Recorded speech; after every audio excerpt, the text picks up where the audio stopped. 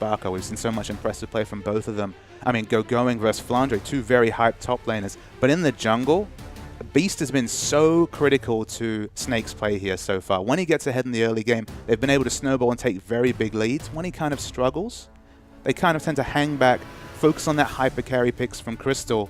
But can you really hang back against Loveling and the aggression of OMG? We'll have to see as we are into champ select for game 1. OMG on the blue side here for this first game. Snake over on the red. Rek'Sai and Azir, the first two bans for OMG. And Cassidy and LeBlanc straight to those majors for Snake. So one champion now banned out against Barca. The big question is, will Xerath be available right here? Whenever Barca picks up Xerath, he looks like a completely different player. He is a master of that champion. And no, OMG at least aren't going to be banning it away. Like the target, and there Flandre's Rumble gets picked off as the third ban there for OMG. And Snake, they've got a lot to consider here for their last ban. Yeah, there's a lot of very strong picks available right here. Of course, Gnar is still available. You have to think that'll be considered. And yes, that is the final ban. I mean, Janna first pick, is that what we're going to see from OMG? I mean, Janna and Jarvan, I guess, the most obvious pick still open here. Love the Gnar ban there from Snake as well. Going has been absolutely incredible on that champion. So no surprise to see that banned away. I think they've left a lot open here sort of intentionally. Lots of targeted bans in this series, which is interesting. And OMG, they're going to make a great first pick here, but it's going to give Snake two very strong picks. Yeah, we didn't even speak about Lissandra as they're kind of deciding between all of the flavorful, strong picks we've been talking about. They're settling on Aurelia right now. Obviously, still plenty of time. I'd have to think it's going to be Lissandra just because she's the one real popular meta pick right now that can't be peeled away by that Janna. Yeah, and I think as we do lock it in, Lissandra will be the first pick there for OMG. And I couldn't agree, but this drafting's really weird from OMG. They've maybe overdone it with the targeted bans because Snake are going to get two really strong champions here. If they want Jarvan and Xerath, they can just snap it off right now. And I think you've actually been keeping statistics.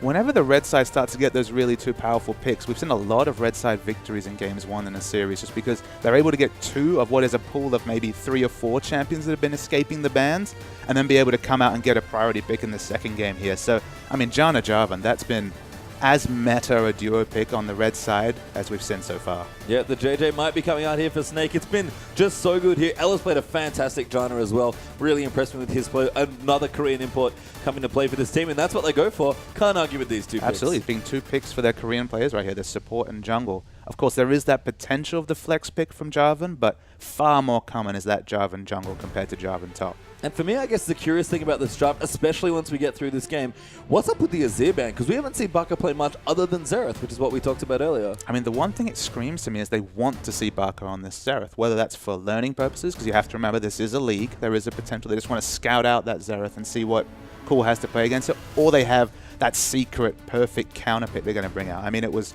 Cool's Lulu that really showed the power of picking against a LeBlanc. They let the enemy team pick LeBlanc, pick Lulu, and really countered the impact of that assassin in the mid lane. Maybe they just have a really excellent answer to the Xerath. Yeah, Rengar, Sivir, though, the next 2 picks there for OMG, so going to give Loveling his Rengar, and Uzi's going to be back on that more utility 80. He's got Sivir again. But they're considering some very interesting champions right here. The Tristana for Crystal is completely a mainstay, so they are getting this hyper carry for Crystal, which is where they're more confident on. And look at this, they do actually lock in the Nunu here. I guess they're pigeonholing themselves into the Jarvan top.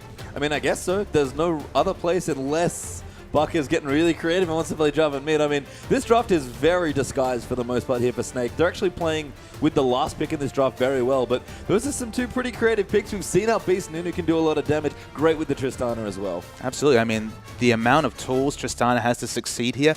Disengage from Janna, of course, the blood boil from Nunu. Oh my is right. I mean, we saw it from Wayless, and he did fantastically well against M5 and Dade there, but this would be something different. Yeah, that's Cassiopeia Thresh for OMG to round out their lineup. And if there's one thing I can say about OMG looking impressive, it is their double AP players looked amazing, especially with a champion like Sivir. And super interesting to see Cassiopeia rising up in terms of picks right here. I love the synergy between Cassiopeia and Sivir just because Cassiopeia is all about putting out massive amounts of single target damage when she's able to get in range to keep her poison ticks going. Of course, Sivir's on the hunt's going to give us so much extra movement speed. It's going to be so hard to peel Cool and that Cassiopeia off the enemy team. And look, they left the Xerath open. They probably expect the Xerath pick to come out here. And we see Snake picking up a very strong lineup. These are some of the strongest champions that each player here has shown in the LPL this season. A Gambit's been thrown out to Snake. Basically, OMG said, look, we know you're good at this game, but We're even going to give you your comfort champions. What have you got for us? Take everything you want, and I think we can still beat you. OMG, to be fair, with the way OMG have played, this is a very OMG-style comp as well. So I do like all the champions here. The Cassiopeia is fantastic. And maybe let's go to the mid lane matchup, actually. Tell me, Bubba Smithy, how much do you know about Xerath versus Cassiopeia? I mean, in terms of actually watching tape, not that much. Obviously, Cassio's just starting to come through as a meta pick right here. I mean, the one thing you can say is that if Xerath is happy to get zoned a little bit and is happy to farm from range, once he picks up levels in his queue, he should be able to wave clear just fine. And of course, he'll have the ranged wave clear and assassination, I guess, potential with that ultimate advantage to go into the game. But you have to feel that if Loveling ever is able to make that level 6 gank felt between the coming in and stealth and, of course, the petrifying gaze coming out of Cool, a lot of potential for domination in that mid lane. And we have to talk about the summoner spell choice from Cool here. He's all about mobility. You'd think On the Hunt would be enough movement speed, but Flash goes to the summoners he's picked up here. Yeah, love the double mobility there from Cool's Cassiopeia. Really good to see how that's going to go. I think the other thing as well is Flandre's on kind of a carry top laner now as well. He's got Jarvan as his pick. We've only seen one Jarvan top in the LPL so far, and it's struggled against an Aurelia. Not a great matchup for Jarvan, admittedly, in that stage. It's interesting. We've seen so much rumble coming out of Flandre for a person who's really known for the carry tops. Giving him a bit of carry flavor, something different. All right, we're going to take a quick break, and we'll be back with our first game here as OMG take on Snake.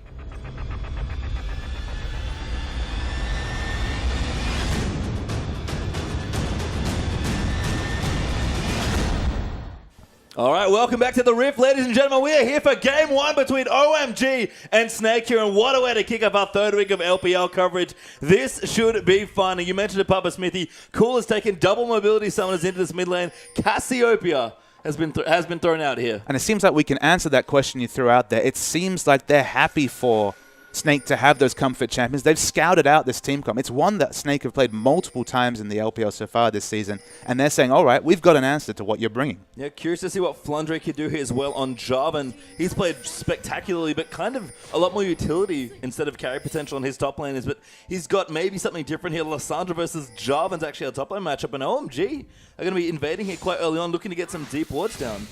Yeah, obviously trying to look for the lane swap. That's been the OMG standard so far this season. They've been all about getting the aggressive wards down just so they ensure they don't get lane swapped on when that's not their main objective. You have to think they're looking for 2v2 laning here just because Sivir Thresh in a lane so much stronger than that Tristana-Janna combo. Absolutely, but I think Snake they're not okay with it necessarily, but they'll take it here.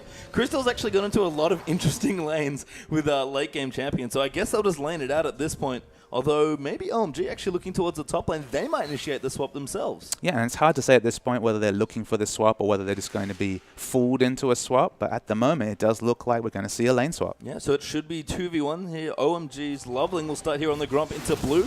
Lowe's going to help him out there on his Thresh. And looks like actually an invade coming here. Beast's going to get the counter jungling done early.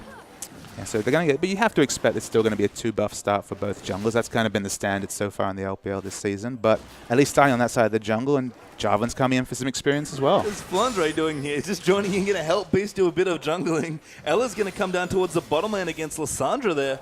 And I can see Low already up towards that Thresh on the red buff. So we have some very weird jungling going on, Papa Smithy. We've actually seen a bit of this Jarvan follow whenever we've seen a top Jarvan, just because if Jarvan can leech level 2 off some of these jungle camps, his level 2 gank in the mid lane is incredible. And look, the 5-minute standard has been those 4v4s in the mid lane. You only really need 3 levels to get all your skills on Jarvan, and you're very, very relevant in a skirmish. But Beast off to a good start, getting in the enemy jungle early. Looks like OMG will answer in kind though, and I love the way this swap works out. Snake are actually protecting their bottom lane now, vertically taking the bottom side of the map for themselves. Absolutely. There's so much pressure, presence in the top lane from OMG right here, but the bot lane and the bot side of the jungle, it's all about Snake. And you have to think that Crystal here, he's been such a key piece in a lot of Snake's wins. He's played Tristana in multiple games so far and looked amazing on it. He must be feeling great here in these few opening minutes of their first game against their biggest opponent so far, for sure. And we talk a lot about the power trough that you have with a Tristana pick right here. I mean, Snake have opted into 2v2 lanes they have no business running. You know, Tristana-Janna against very strong lane-dominating duos. And they've just relied on Crystal eventually getting to that late game point and carry. And they're happy to take games to late game if that's necessary. But that's one thing for it to be a strategy against some of the lower teams in the league. Against OMG, it's a big risk. Great warding here, though, but OMG actually got going. We'll see the 4-man gank coming. They are going to go in for it, though. Level 2 Lissandra. Not a whole lot you can do. Does glitchy, but that blind you, though. Tries to time perfectly, but going. It's going to bait him out of it. They have Durvin, though. Beast going in now. Crystal going in over the top. There's first blood for Tristana, and now Beast going to fight Loveling as well. Rengo's in a lot of trouble. Forced to flash out there. Beast going to chase in, and looks like they'll be okay, but first blood did go to Snake. Yeah, the glacial path was not able to be competed by Going, and someone who has been so adept at avoiding those early turret dives does fall, and first advantage of this game to Snake. Really aware play by Flandre, so lining up the flag and drag combo on top of that E, and Going had nowhere to go. And we look in the top lane here. This has been a strategy that OMG have employed many times, having Sivir and specifically having Uzi freeze in the top lane and returning with a massive buy. We've actually seen Uzi stay in the top lane with Vayne until he had enough gold for a Blade of their own king, but this is a very fast push coming on by Snake. The first turret has already fallen. Yeah, an aggressive 4-man proxy by Snake gives them the first turret of the game down towards the bottom, and they're not stopping. They looks like they're going to fast push with Nunu, Jarvan for double attack speed, and Janna Triss to help in. You have to think to some degree, though, OMG are asking for this just because it's got Sivir at the top lane denying any wave pushing, holding the wave under a turret. There's no reason for Flandre to enter that top lane. He cannot lane there safely. There's a bit of a Katie Rolster Bullets feel about this, very old Katie Rolster Bullets.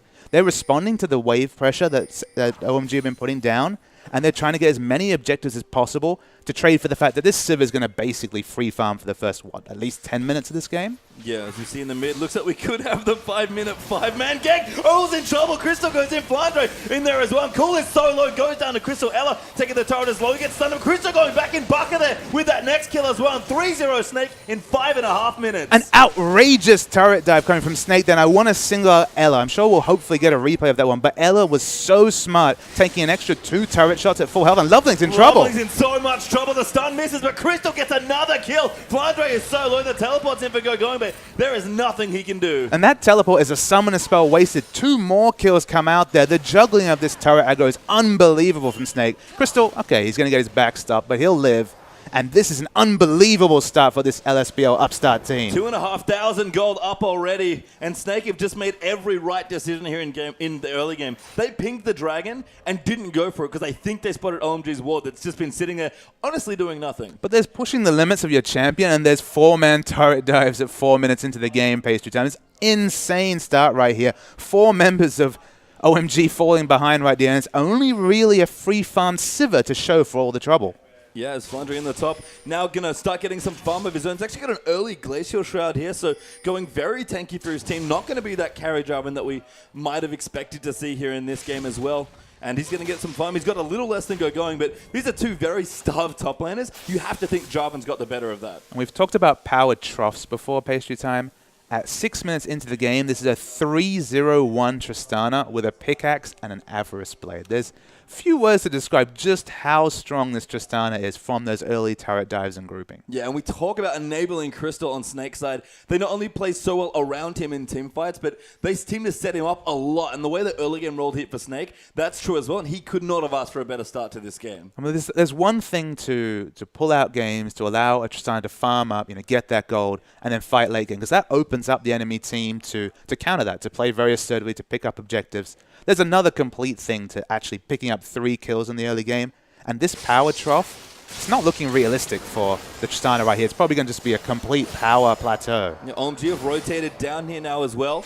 So they're going to look in to try and take out the bottom turret and pick up their own structure here. But no answer there for OMG. They'll think 3 or 4-man rotation does not yield results. And Crystal is actually going to settle into, I don't want to really say this, but standard lanes. Well, the thing is, Snake has forced these standard lanes. There was no reason for Uzi to rotate from the top lane right there. He had so much farm up there. He was doing so well. They forced this, and they're winning this early game consistently. Yeah, and we talk about lanes breaking out sort of standard here. This isn't quite the setup here. His Cool's actually going to get caught in the mid. Beast over the top smites him. The ultimates come through for Baka. Can he land the last one? No! For the first time maybe in forever, misses the last bolt. Millimeters away from assassinating just with the ultimate right there. Usually Xerath will only be trying to get one of those Xerath ultimates. He was going for all 3. Yeah, Cool that dodges a bullet.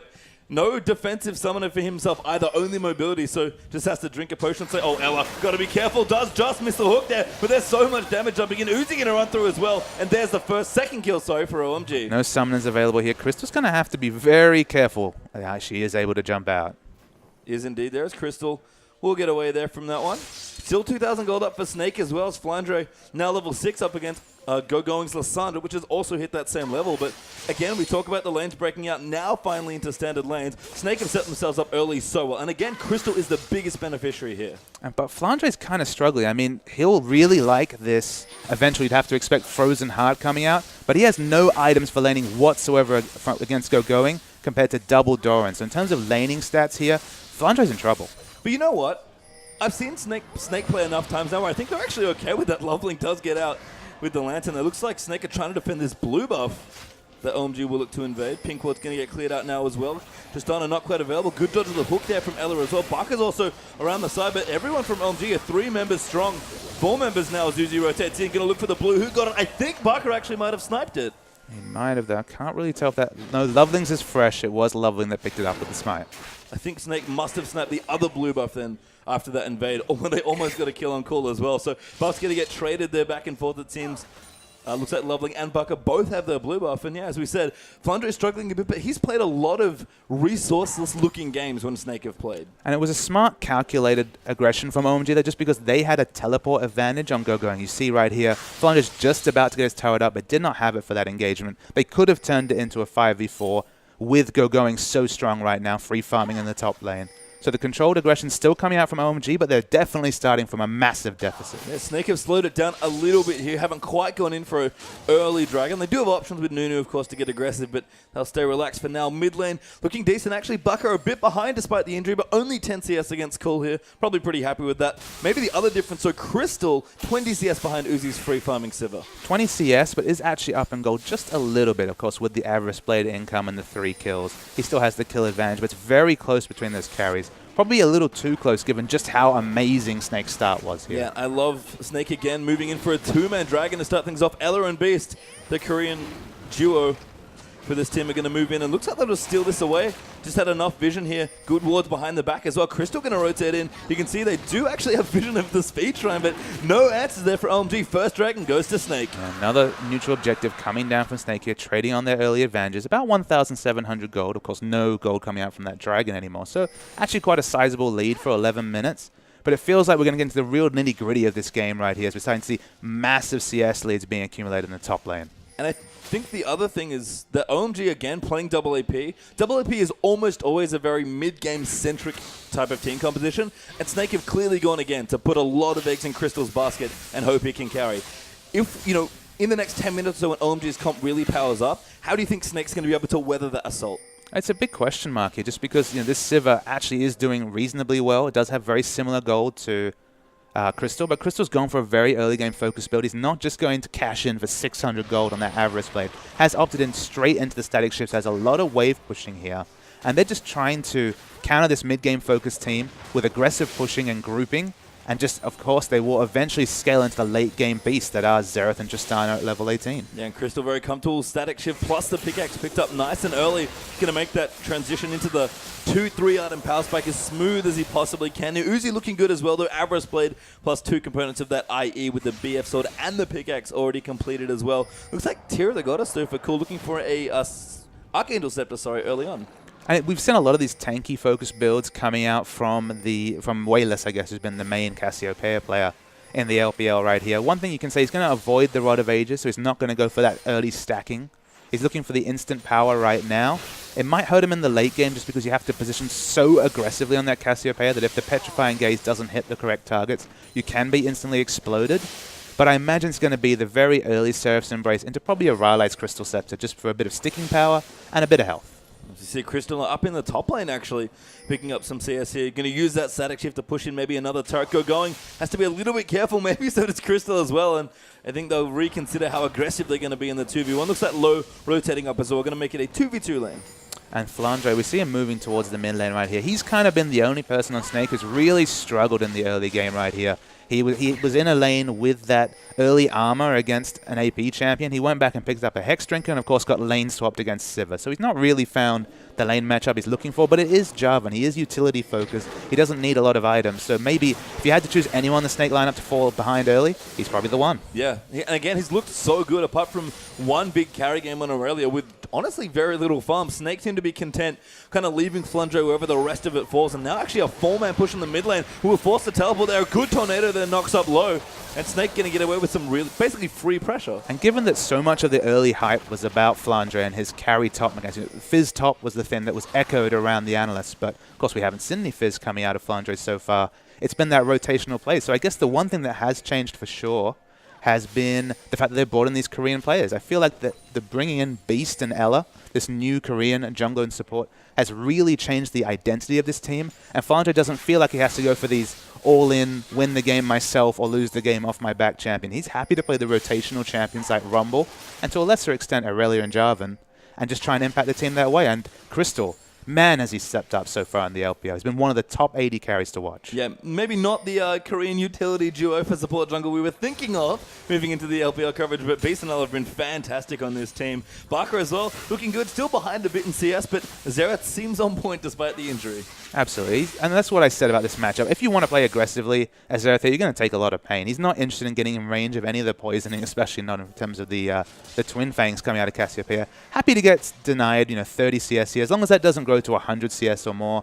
He's happy to sit at 30 CS or less as in terms of a deficit in mid lane and just scale up to that late game where his obnoxious range will come out and he'll still be very team fight ready. Yeah, so as we move through 15 minutes, have elapsed, Dragon back in 2 minutes, and some important items being completed by OMG now as well. The mid lane has seen Cool picked up his Archangel Scepter, and Uzi has finished his Infinity Edge completely there as well. Morellonomicon not quite up for going, but this will be a very competitive Dragon if OMG choose to fight the second one. Yeah, tabbing over to the gold, about 1550 gold up for Crystal, so probably going to pick up a BF sword before the 1 minute 30 elapses and we see a Dragon fight coming in.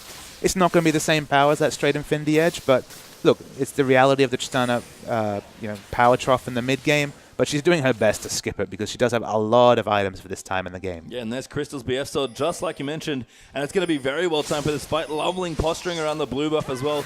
Looking to go aggressive, going with his teleport. No, actually down here, but OMG will take out the bottom turret instead. I imagine we'll see some rotations down from OMG just to try and, again, secure everyone around the Dragon Pit. Sorry. And bringing back to who's losing out after all these early map movements, look at Loveling. He just pings level 8, so he's now level in terms of level with Beast, but in terms of items here, he's only really focused on mobility with those boots of mobility and just the complete constituent parts of the warrior enchantment on the jungle item here. Has not even finished his jungle item at 16 minutes into the game. Yeah, I'm just kind of checking around as well. This Tristana is going to get souped up a little bit by the Nunu. Looks like Beast is actually getting a couple more points into Blood Boil early on. Here at level 8, got 3 and 3 for Blood Boil plus Snowball. And again, this is a big turning point for the game. If OMG can't get things rolling with these strong AP champions, Snake are going to just shut them out of Dragons. It's almost going to be one of those situations where a late game focused team steals away the objectives and really loses out on that objective Snowball you would expect OMG to pick up, just because Lissandra and Cassiopeia with a Sivir is insane mid game. Yep, Going does have his teleport, but he's wandering back down. Snake are going to look to get vision around the Dragon Pit. They've got the pink down, they've got the speed shrine as well as they took out the crab. And this is going to be quite the 5v5. Loveling does prep the ultimate now as well. Cool looking through his level 11, crucially. Loveling didn't see anyone, didn't want to go in, and they're maybe going to trade here. Snake go in 5 minutes with the Dragon. That'll go down very quickly. Baka going to poke them off the turret, or try to. They do get it, but the second Dragon does go to Snake. Okay, so the objective Snowball starts here, but we're going to see a rotation coming through. Of course, Uzi does have access to On the Hunt, so they are so fast moving between lanes. This is a decent trade for them to opt into. I mean, because the second Dragon, not so important in the grand scheme of things, but it does set you up for a third. And that's where OMG, I think, are going to have to really knuckle down and say, all right, we're going to have to opt into a fight here. I like Snake's response as well. Going to try and counter-push the mid lane instead, but the wave clear between Lissandra and Cassiopeia is pretty immense, not to mention the threat of Lowe's Thresh hooking you in as well. So Uzi will get the third outer turret pretty much for free there just by pushing that in, and Snake really want to open up more of this map, not able to do so yet. And those words are almost ecstasy to your ears if you're an OMG fan, because so much of OMG's best work has been done after they get out the outer ring of turrets. It's taken out right here, and I'm going to start to expect both Loveling and Luo going into the enemy jungle, getting those aggressive wards down, because their pick potential here between the Sandra ultimate, between all of Thresh's engage options, they have a lot of engage right here. And even though it's a Nunu jungle right here, and even though Snake probably have their tails up after a very impressive first 18 minutes, once those picks get started, they often don't stop from OMG. Yeah, we've kind of swapped the gold lead around as well. OMG have actually crept themselves up to about 1,500 gold ahead due to the turrets they've been able to take out and some of the spare CS they've gotten. Both AD carry in the bottom lane and the mid lane have actually opened up pretty sizable leads now. And it's one of those questions where you ask, how much is 2 dragons worth? You know, what's the gold value you can put on that? In terms of the stats, you can start to estimate it. Obviously, 6% AD and AP will scale as the game goes on, so it's definitely not got a linear value in terms of the value of the gold of those stats. But I guess the bigger question is, how much gold do you put in being in the best position to pick up the 3rd, the 4th, even the 5th, the mythical 5th dragon? Yeah, so it's one of those things where you're setting yourself up for the late game. Yeah, crucial rotation by Snake as well. We had Ella team up there with, I believe, Beast, and just be able to, Bucket, and be able to take out the mid turret for themselves. So 3-2 now in turrets. That's good gold for Snake, and a lot more room towards the bottom half of the map, but they've been concentrating a lot of their objective focus on in the early stages. So good movements there. But again, this is where OMG's comp and their playstyle really start to power up. And what I want to see from Snake here to capitalize on their early advantages is to invest in 5 pink wards and really get those defensive pink wards going down in the obvious spots where we're going to see OMG set up for picks right here. Once you get those defensive pinks down, they already have double sightstone, so they should have great vision. But vision denial right now is actually significantly more important than getting aggressive vision down themselves. And OMG looking to group here. Crystal still taking side lane farm where he can, just trying to pick up whatever farm he can to get towards that Infinity Edge. Has fallen pretty significantly behind Uzi here, about 40 CS behind so far, so does need to catch up and keep the Tristana train going. And it just tells you the power of Sivir in this matchup, that if you tab over to gold, it's about 1,000 gold lead for the Sivir right here, despite being behind in kills and an assist. Just because that's the reality of the laning difference between these two champions. You don't pick Tristana for the early game laning. She's going to be happy enough to be 1,000 gold down, because if not for those kills and those early rotations, it could have been 2 or more 1,000 gold. Yep, Cool has transformed his Archangels into Seraphs now as well. Loveling actually aggressively in the enemy jungle. Going to pop his ultimate and go hunting here with Cool. We'll find a pink ward. Ella has to be careful. Does spot them off though. Do take out the pink ward with OMG. And this is a lot of what we expect now at the 20-minute mark. OMG really looking to apply lots of pressure and force Snake back towards their own deaths. And reiterating that time at 20 minutes, and I believe that was the first Loveling Rengar ultimate coming down here. Loveling's been really heavily denied and behind right here, although he's positioned very aggressively. I'm not sure what he can really do by himself at this point. I mean, going to have to rely on, I think, a lot of Kulungo going to help him engage. And there's a lot of heavy engage here for OMG as well, all enabled by Uzi's Sivir ultimate. So lots to love here, but OMG going to look to get grouped, probably try and take away the first dragon and just strangle Snake back into the map before Crystal's Trist really gets going. You can see Crystal's up top. He's trying to farm. He has enough gold for the Infinity Edge, hasn't backed right here. Of course, there's no real pressure for him to get down until Dragon starts to spawn. This timer finally comes up. 2 minutes before is usually when we start seeing the best teams in the world start to posture for vision right here. I'm going to really monitor the pink wards for Snake. I think they are really the important thing right here. Although with Crystal's positioning right now, maybe they're looking to make a trade. Maybe they want to trade that top turret for their first dragon. I mean, they're already ahead on dragon, so that's a reasonable trade. You can see Bucker in the mid lane as well, building up towards his Rabadon, so going for a very aggressive mid-game oriented Xerath build here. Just wants maximum poke out of that item here. Crystal again still taking empty lane farmers. Going. We'll join him in the top lane just to clear some things out. And again, we're going to have one hell of a fight here. OMG, if their comp needs to start to fire, it's probably this next dragon fight where it just has to go. The Archangel's transform was super early in this game. I believe it was around the 19-minute mark we saw that coming out. So much extra tankiness coming out from capping out your tier in that situation. It's going to be the Zhonya's second probably from Cool right here. So it's a different flavor of tanky frontline Cassiopeia build. He's going to rely on that stasis and, of course, that Seraph's Embrace to get stronger. And you tab over to Nunu, he's really just going to double down on boosting up that Crystal. Well, Crystal, yeah, just finished his Infinity Edge, so this is a very crucial moment for both teams. OMG have got a lot of major items done here for their two big AP carries here. And Uzi, of course, 2-item Power Spike ready to go on Sivir. We've got 2-item Power Spikes both for Bucker and Crystal as well. And the Dragon's back in 30 seconds, Papa Smithy. And just checking to see how many points we see in Rapid Fire coming out from Crystal. It is the 5 points. So between 5 points in Blood Boil, 5 points in Rapid Fire, Infinity Edge, Static Shiv, this Tristana is going to be doing crazy late game damage at the 22-minute mark of this game. Yeah, and this is really where Snake, kind of what they set themselves up for, I guess, in the early stages of the game. Accelerate Crystal's build a little bit more, get them to a point in the mid-game where they feel comfortable fighting. They got ahead on Dragons as well. Crystal actually, oh my god, that's so much damage onto Loveling. Bucker actually going to use his ultimate. Loveling, can he dodge the last few? Does dodge 2 or 3, and that's keeps him alive. And it's going to be that deceptive damage that base jam, just because you can never expect a Nunu to max out Blood Boil first from the jungle. It doesn't help him selfishly almost at all when it comes to clearing jungle cramps or even picking up neutral objectives right here. But with all that poke on Loveling, no way they can test this third dragon right here.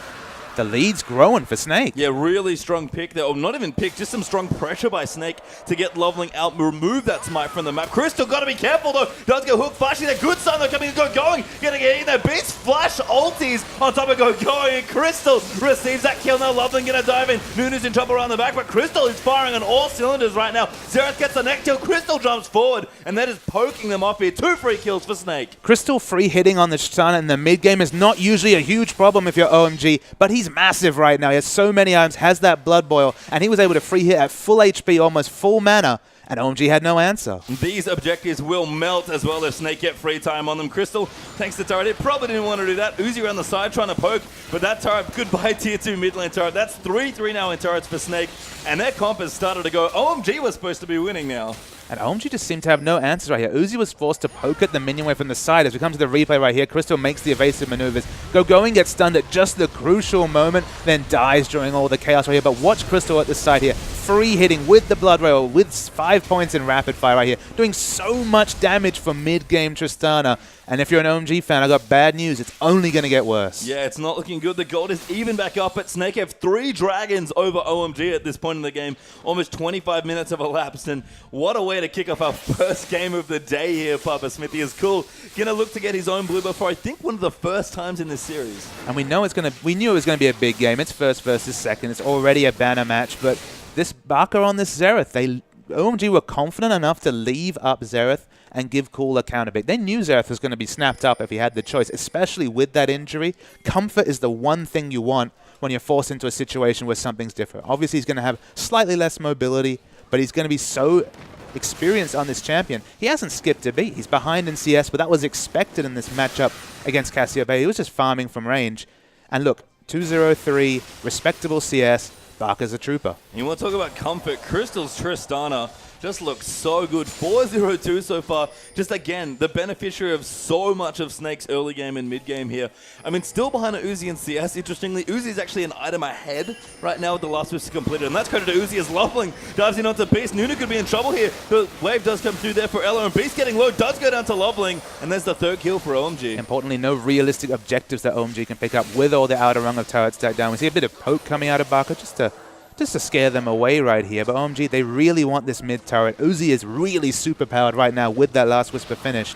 And with Beast down, it's going to be hard to opt into a fight. Yep, so going to try and siege up this tier 2, but the wave clear from Xerath is very strong. Crystal going to come in now as well. Level 14 on that Tristana. It's so important to give you a carry farm, but Tristana especially loves her empty lane farm. And it's worth noting here that this is an equal levels between Crystal and Uzi, despite the fact that Uzi had solo lane experience during all those early game hijinks right here. Uzi should have a significant level advantage. Does not, and of course that draw beat passive, it's just adding up. Tristana's becoming stronger and stronger. Yeah, and Crystal's back again in the top lane, say, hey, delicious minions, I'll take those. Ella even up to the top in case. It's going to give them a 4th tower now as well. And this Tristana is completely rolling now for Snake, and Uzi going to pick up his farm in the bottom lane, but OMG have not been able to do anything proactive. Snake have dictated the first 27 minutes of this game. And it's the significance of calling OMG a reactive team. How many times do you do that a year, let alone a split, let alone a week of the LPL? But it's a massive thing to put OMG on the back foot right here. Going was in an impossible decision right there where, look, he could have teleported to top lane, has so much wave clear on that Lissandra, but then they wouldn't have teleport available for Dragon. They can't afford to give up the 4th Dragon here. So OMG just have bad decision after bad decision to make with a pick comp, with the proactive nature of their comp. That's just not something that's acceptable. We look down at the mini-map here. Pink wards have started to be accrued for Snake right here. They're recognizing that if no picks come out here, they're going to get outscaled, and my god. Crystal just solos going there, who just doesn't even have time to use his ultimate on himself, let alone the Zhonya's in his inventory. And that item disadvantage is gone. He's got the last Whisper finish up here alongside the Berserker's Greaves. Insane. We look at the gold values out here. Still very even between Sivir and Triss, but the teamfight impact, it's just going to grow. Yeah, and again, Snake are going to set themselves up for another Dragon here. And Baron is a big threat now as well. Snake, in general, just have amazing neutral objective damage. And this is all with Flandre being behind basically the whole game, just scrounging up for CS where he could, doing his best. But he's been doing fine. He's built those tanky items. He's still going to have so much utility in a team fight. Things are looking damn good for Snake. Yeah, I mean, Flandre here has looked fine, you know, not resourceless exactly, but playing with limited resources or whatever his team basically gives him. That last little fight in mid lane, he positioned that Cataclysm perfectly to set up Crystal. And Snake is playing like the team that we've seen them play like, but our question was, can they play like this against OMG? And so far, that's been the case. I think a lot of the unknowns about this game came from OMG just because what was their attitude coming into this game? What was their game plan? And it feels a bit like what we remember from SK Telecom T1, where in the first game of a series, they were happy to give out those powerful picks and say, look, we'll beat you with your comfort comp, then you'll have no chance when we take you out of your comfort zone in the second game. I feel like that's what OMG's done here, and it's backfired so far at the 28-minute mark incredibly poorly for them. They're really struggling, giving a comfort champion to a player who they know has an out-of-game injury in Baka. It's a bit mind-boggling to me. Oh, Beast actually flashing forward for Loving for the snowball. Going to get Lantern now. Does pop the ultimate. Crystal's jumping forward as well. Teleport even came through, but Flandre going though is going to try and dive into the back. Does ultimate up L there. Loving going to jump in onto Beast. That's a good hook there. Following it as well. The double play also comes in, but Crystal is going to go back. Flandre defensively. Cataclysm Zero and low is so low. Does go down there to Baka, and now the ultimate's going to come out for Poke. They are going to be able to dodge. Oh, going. Almost gets chunked down there. Beast very low as well. But a free kill for Snake once again. A very messy engage, but the important factor is here that OMG actually has position on Snake's lanes right here. So they have to be careful with how they get back to lane to Snake right here. All right, they're going to back off in terms of pressure, being a man down. Not much to gain for Snake right there, but still, very messy fight. The flash engage from Beast seemed ill-advised, and OMG, they're rotating fast. They might be able to DPS down this dragon. They do get the dragon, but they have to be careful. Snake are on their tail, but they will back off just in time. OMG will get their first dragon of the game, but Snake, unrelenting, going to try and push through and set something up. But that over-aggression from Beast did basically cost them position on dragons. That's a pretty significant win for OMG to pick up those multiplicative stats right here. Looks like they'll be able to get at least a red buff for their troubles, though. Andre will face check Uzi here. Actually, Fun's going in low as well. Has to be careful. Goes in, gets a Sandra ultimate, EQ's out. Still gets hooked, but Low's in trouble. Does go down to Baka. That's going to give the red buff over to Snake as well. The cavalry is very strong on this Snake side right here. They don't want to buy the bait. And that's the issue for OMG, is that when they use their single target picks right here, the carries that are coming behind whoever gets picked have so much damage. It's just not that useful for them right now, getting those aggressive picks, unless they can pick up the objectives. Baka's in trouble. Uzi does get tornadoed up, and Baka will somehow survive. OMG coming through. Loveland goes in. Does get the kill, but it cost his life, though. Crystal, another kill for himself. 6-0-4. 6-0-4, looking massive. Of course, Xerath actually picked up the answering kill right there, doing fine himself. The carries here are so strong, and the pick potential from OMG just gets lower as items get completed. Once the Mikhails come through, actually it is completed already on Ella right there. With the Mikhails, with the first defensive item we see out of Tristana right here, going to be so hard to lock down the damage between the massive range of Tristana and Xerath. And look at this, OMG, they're going for it all. Yeah, I mean, they have to. They've got good Baron damage, though. Cool and Uzi especially can team up for a ton. And Snake actually have no idea this is going down. No vision here. And the OMG pick up a free Baron. That happens very rarely. And Beast gets the bad news with the ward over the wall. Top teams don't give away free Barons very often right here, but gleefully gobbled up was that Baron buff for OMG. Look at the aggressive wards down for Snake. They're respectable right here. They just have one massive caveat. No wards around the Baron means a free Baron buff and at least a 3 to 4 minute reset for OMG. And we talk about it, you can't split objectives late in the game on this particular patch. Both Dragon and Baron are so important, and you have to make choices where you want most of your vision to be, but you cannot let vision slip like that. Yeah, the power of the one-man push with Baron buff is just undeniable. It's so massive right here, and it forces Snake to play reactively for 3 minutes. The one thing you can say for their favor is, all right, playing reactively with a Tristana Xerath, that's fine. It's not so bad. It's the late game fights that I worry about right here, but Uzi's popped the ult. Loveling's actually found Crystal. Crystal going to pop up, and Loveling gets a great ball of heal. Does come through. Loveling going to go to Crystal. Almost gets out with the reset, but Uzi takes him out. It's still only a 1-for-1, but it's a significant kill right there. It's a shutdown goal for Siva right here, tabbing over to the gold. Siva's ahead in gold once again on this side, despite the kill disparity right here. Uzi's doing everything he can. It's just a question of what can Lissandra and Cassiopeia contribute in a late game fight. We know their power in their mid game. They have the potential for power in the late game, but there's so many late game champs on this Snake side. How are they going to kill this Tristana? That's their goal. They did it once, but it was in a messy engage in the side lane. In a 5v5 team fight against a Janna and all the peel on Snake, going to be significantly harder. And I actually noticed before when Flanger went back to the shop a few minutes ago, he doesn't seem to really be worried about the double AP. He's got a Randuin's Omen and a Frozen Heart in his inventory. Well, I mean, question Cassiopeia's damage at your peril. Oh my god, Baka is so good. He read the E from going and sniped him with the ultimate. He's a god, is the words that ring around the group right here. He's doing really, really well. Nothing is phasing this man, not even an injury. No, Buck is still playing absolutely stellar on this Xerath. And yeah, they will total it up for a couple more minutes. 500 gold in the lead for Snake, so not a massive one, but still with the Dragon advantage. Happy to sit comfortable on this Tristana and a very big Xerath. So while the neutrals are one thing, when you look at gold values right here, the gold has been so even so often on these patch 5, patch 5.1, which we'll move to very shortly. You have to take stocks of what are these comps and what do they perform in a team fight. And just looking down the champions that have been picked right here, I mean, you'd always opt into a late game level 18 team fight with items with a Tristana Xerath comp. They're just so massively strong in the late game, and there's no obvious ways for OMG to shut down, especially the Tristana here. Between the Janna Peel, the Mikhail's Crucible being finished, and of course the Blood Bowl that's going to be applied on Crystal, the amount of damage going to be put out is incredible, and it's all about getting those objectives for your OMG, getting those aggressive wards right down, and getting the picks. But picks when you're behind in objectives, they're very, very hard to perform. Yeah, and Crystal's got some pretty big eggs in that basket right now. 4 damage items completed for both AD carries in this game. But Tristana benefits a little bit more from those late game items than Sivir does here. And Uzi's been playing fantastically. He's trying here, but Crystal just looks so deadly. It's just a matter of Snake. Can they protect their late game carry long enough in these fights? Because if Crystal gets maybe 10 seconds of free hitting, OMG will melt. Crystal's kind of in a weird spot right here where in most games you'd expect a Tristana at this point to pick up a defensive item just for insurance.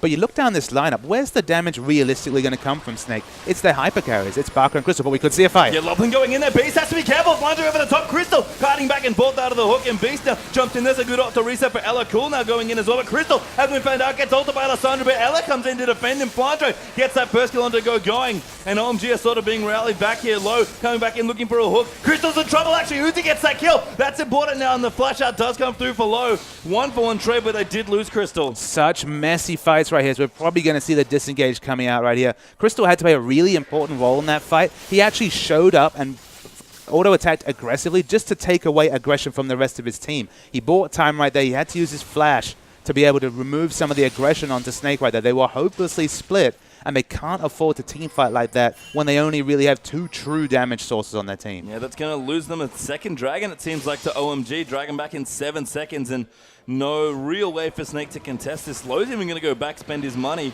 Feels confident that Snake are not coming to contest. Dragon's going to come down, and OMG will pick up their second of the game. Well, it's important to note here, of course, that there is teleport available on Going right now, so of course he could have rejoined that fight very easily there. They would have realistically picked up that objective first, so they have to back away from a second Dragon. It could be objectives equal very, very soon, and once again we see the value of stealing away that Baron buff and what it's meant for this game. From there, they picked up that pick on Crystal. They've picked up some good fights right here, and OMG are very smart at engaging in situations that help their comp. They're not interested in an elongated 5v5 team fight in the open. That's where they're going to struggle. But these fights where Crystal has to be split from his team, they're drawing aggro to both sides, that's where OMG can really come up big in a team fight. Yeah, and it feels like for all the strong early game play of Snake, they've folded a bit in the mid game here. Flandre gets found out by Loveling, does get bowled up. Ult does get popped by Sivir, but Uzi going in aggressively. Flandre should be okay here, but this tower might not be the same here. Just getting chunked out by Uzi's 4 damage Sivir, and that's gone. The rotational play has been so strong from OMG right here. Snake, actually the ultimate was used on Beast right here, ostensibly just to stop him going in. The snipes come out, not going to fall this time, but man, there's so much happening all across the map in this game. Bucket just does so much damage right now on this Xerath. He's got a need to see large drop plus 3 damage items with the Fiend's Void Stuff and the Rabbit. I think if all 3 bolted hit got going, he would have actually died. So we see teleports available on Jarvan right here, so of course Snake looking to stranglehold this Baron vision. They had none of it 8 minutes ago, but now with just a minute to go till Baron spawns right here. They have excellent vision around the Baron. They're not going to let it be stolen away once again, but can they still win a 5v5 team fight? With the way that OMG are fighting, so aggressively splitting focus between their carries, it's going to be difficult. We'll have to see. It's interesting that we've not really had a big 5v5 group fight yet. We've had a lot of picks for objectives, but both teams have kind of traded back and forth through a few Dragons, actually, as OMG do steal away the blue buff. That's important to take that away from Bucka Xerath. And it's been a game of 2 halves, just because the strategic play of Snake in the early game here completely outfoxed OMG. They looked reactive, they looked just outthought strategically, which you can't say very much about OMG. But in the second half here, OMG have really shone through in teamfight choices, just because they've been so smart at dividing the damage targets on Snake and forcing bad engages that either go 1-for-1 and they pick up an objective, or they pick up a couple of free kills and a pick. They're using a pick comp so intelligently and realizing if they ever fight in an open 5v5 situation, they're almost certainly going to lose. Yeah, and Snake sticking together for just that reason. Baron is back up as well. Snake will not be swindled a second time. Loveling does get poked off there by Baka, but Loveling is looking for some flanks as well. I think Uzi here has felt a lot of pressure to carry this game. He's just going full damage right now. He's got an extra zeal as his 6th item. And it's not the Sivir, it's not the Vayne carry that we kind of expect when we talk about Uzi here. It's been this Sivir choice where he's able to boost up his teammates. He trusts his carries on this team, and who wouldn't when you have Going and Core in your solo lanes right here. I mean, Going's really suffered right here, but he does have very teamfight ready damage items. There's always the potential of that amazing lockdown coming down from Asandra and then winning a teamfight here. So many damage sources on OMG's side, so much relying on Crystal and Baka. That's the interesting kind of tip of the coin right here. Which one will win? Yeah, OMG back on the Baron. Snake let vision drop maybe a little bit. Flunder's actually porting in already. Crystal in the front lane here with Ella. Going to join in, and OMG immediately Sivir ulting back off. Yeah, they're not looking for a 5v5 fight. That is so much is clear right here. They almost steal away with the Baron, but not going to happen a second time in this game. Snake have position on them, but they don't really have a minion wave to be able to push down anything right here. That sounds like a Rengar ult being popped. Unsure, but really, really tense right now. Yeah, I mean, OMG are trying to get objectives in, but Snake have sort of realized that we're at such a powerful point in our game that all we really want to do is stick together and force you to fight us here. I even just got Crystal stealing away the Raptors as well. It's going to go back for maybe another round, and Beast going to get caught out here, though. Low with a great hook, and he gets the kill. OMG happy to use everything on Beast right there. They know that one pick is their solution to a Team 5 victory here, just because 5v5 Snake's got it. But in an unorganized fight, as they start to get the Vision Stranglehold, and especially taking down their jungler instantly, this should be a second Baron, but they're going to have to deal with a whole hell of a lot of poke from this Xerath. OMG have to be so careful around this Baron pit, because even grouping up in a 4v5 is a bit dangerous as well, because Crystal can just output the deeps, even without the Blood Bowl ticking on him permanently. Oh, the crab does go to Loveling, I think. Looks like they'll secure that speed triangle, OMG. But I mean, in this situation, it's actually Baka that's the big threat, just because with that magic resist debuff coming down from the Baron, once they start tanking that, those Xerath ultimates, they do a lot of damage already, Pastry Time. With any sort of percentage bonus magic damage coming out here, Baka's going to be doing incredible damage. Yeah, Uzi has been built to carry this game. The Crystal actually cleaning the wave out in the top. OMG going to jump on the Baron. Uzi does so much damage on this Sivir, and there's no answer here. The Baron going to look in. That does got to call Flandre, though. He's in the middle of them. Going to force out this fight. Baka pops the ult, picks up low, but that's not enough. Ella now forced to reset the fight as Crystal walks back in. Baka trying to snipe Uzi. Flandre really wants to pick someone off, but OMG get away with another free Baron. They get a free Baron. They only lose one man right here. And what can Snake do during this time? This 35 seconds till low comes up. They've got great wave clear, they've got good sieging, but they have to be aggressive and go for it right now. Yeah, they're going to try and get some structure damage done here. So Flunder is already backed off, and Loveling and Uzi will actually force them away from that push, and Uzi does so much damage to these creep waves. But this Baron buff makes sieging really unsustainable, and you look down the bottom lane here, we've really complimented Snake for their side wave control, and there's a massive red minion wave coming down the bottom lane there. Unfortunately, the moment the call shows up on Cassiopeia, all those minions are going to be buffed, and any of this macro sixth man strategy when it comes to map movements is going to be completely negated by this second Baron buff. Yeah, top lane's been pushing in for OMG as well. The Snake just going to stick around. I think they really want this fourth dragon. They're probably a little disappointed that they didn't have it earlier, because that makes forcing OMG into bad choices so much easier for them as a team. So this fourth dragon should go over to Snake if OMG don't want to contest. It's been such a neutral focus game right here because of these comps, but Loveling is going to go in. He's going deep. The Beast does pick up that dragon, and Snake will back off. Loveling going in. He's got to be careful. Does throw out the bowler, and Cool is looking for that ulti, but both teams will back away slowly. Yeah, it's been so little fighting despite all our hopes for a bloodbath right here, just because this OMG comp can't look to fight 5v5. It's just not an option in their comp right here. They're looking to split push and force Snake into bad objectives and bad decisions. They've done that very successfully, picking up these two Baron buffs right here. But how do they close out a game to OMG? That's kind of my issue right here. Their sieging is fairly abysmal despite having 4 ranged auto attackers. No real range to speak of between those 4. I mean, Snake, do you think they're just comfortable sitting here for the late game as well? Because they've been very patient with trying to close out this game, despite how big Crystal's been basically the entire game. I think they're waiting for that big neutral buff to come in, whether that's the 5th Dragon or the Baron. I think access to either of those would have been the death knell of OMG. That's why it's so significant that they've picked up the counter Dragons and also picked up the Baron. We're moving to the late game here where one pick with 50, 60, 70-second death timers can be critical right here. We're going to see level 18s across the board very soon. We, in fact, see a couple on OMG, significantly only just one on Snake right here. But we're going to get to that point. And at that point, a pick comp almost goes through another power buff just because one kill's enough to win a game. That's a good point here. Uzi's going to clean out these minion waves in the bottom with the help of some Baroned up cannon minions as well. Flandre, by the way, his job is apparently to tie up Uzi for the rest of, to the end of time, because he has a Thorn Mail as his next item. No damage to speak of whatsoever, barring a late game Hex Drinker right here. He's just super, super tanky. And basically, they're buying time for Crystal. They're buying time for Barker. That's the strategy right here. But Loveling's going in. Yeah, it does. Ella does not need to reset. Good stun there coming through. Great poke coming in as well. Loveling goes down to Barker. Flandre dives in and Beast actually flash ultis in. The damage is massive there as Crystal gets another kill with Barker working in and out. Lots of trouble. Crystal goes in aggressively. Cool doesn't quite get the ult. Crystal hops out and hops back in again. Uzi in trouble. He's going to go down maybe to Crystal, but does somehow all walk his way out of it. Uzi though going to go down to a snowball. Beast collects his gold and that's a wipe there for Snake. There's 3 members up, but crucially not Tristana here. 4 members, sorry. They should still be able to finish the game here despite Crystal falling down. It was amazing to see that 1v1 between Sivir and Tristana. We'll have to see a replay on that, but it's going to be Snake. No one thought about it, especially before the season, but it's going to be Snake taking the first game here against OMG. Yeah. Between Janna, Nunu, and the Janna shield, it's build your own AD carry to close out the game for Snake. Actual AD carry is dead, unfortunately, but Snake, they don't need Crystal here to close out this game. Going to take a little while to take out these structures, given that they've got kind of a mishmash of champions left, but they'll do it here, and Snake, what a way to start their week here with a win versus OMG. Just an unbelievable strategic display from 2 teams who looked down their comps, recognized their points of power, recognized their power drops, and basically turned it all on its head. For a team that had mid-game problems, early game problems, Snake played so assertively in the first 10 minutes of that game to completely flip the game on its head, pick up an objective lead against a mid-game focused team, and then it was OMG's turn to really understand that it was a 2-threat comp, and if they could split those threats in the team fight, they were actually able to take down those 2 big Barons, get a couple of Dragons, delay the big power spikes, and then the finish, it was worth the wait. And we're going to get a replay here just to really see how this game come through. So this is right at the end here, of course, this big push that we're seeing right here.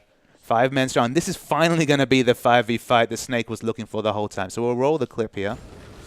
We see Loveling is actually the one who initiates a 5v5 right here, something that OMG have done basically not at the whole game, and Loveling just dies. He's exploded by Barker's damage, and wait for the Xerath ults to come down here. The AoE damage is massive, and then we're going to see the 1v1. It's going to be a lot of fun very soon. So Crystal, he actually gets Petrifying Gaze, has to jump out, flashes back in to take on Uzi. Look at this 1v1 here, so exciting. We do see a bit of damage coming out from Cassiopeia. Finally falls down. There's the lazy snowball.